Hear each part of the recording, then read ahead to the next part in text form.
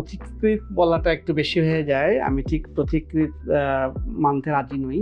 কারণ এর আগেও বাংলা ভাষায় সাংবাদিকতা ভালোভাবে পাঠকদের সহজবোধ্য করে দেওয়ার চেষ্টা আগেও হয়েছে, অনেকে করেছেনও। আ আমি আ আমার নিজের ক্ষেত্রে যদি বলি, আমি সহজ ভাষায় মনে করেছি অর্থনীতিটা একটা জটিল বিষয়।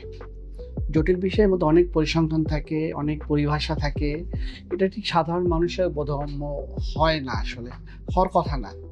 হ্যাঁ? কারণ এর মধ্যে এমন অনেক বিষয়গুলো আছে যেগুলো আ সাদাভাবে বললে সহজ মানে কি বলা যায়? যে আমি যদি অর্থনীতির ভাষায় বলি, তাহলে এটা মানুষ বুঝবে না বা পাঠক বুঝবে না।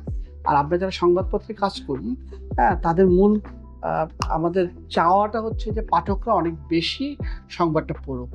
তবে একটা সময় আমরা ধরেই নিতাম যে অর্থনীতির সংবাদ পড়বে গুটি কয়েক কিছু মানুষ, যারা হয়তো অর্থনীতি নিয়ে চর্চা করেন, ব্যাংকে কাজ করেন বা শিক্ষকতা করেন বা শিক্ষার্থী। কিন্তু এখন কনসেপ্ট অনেক বদলে গেছে। এখন সাধারণ মানুষের দৈনন্দিন জীবনে অর্থনীতিতে এমন ওতপ্রোতভাবে জড়িত, তা আমরা চাই যে সাধারণ মানুষও যেন অর্থনীতির সংবাদগুলো পড়ুক।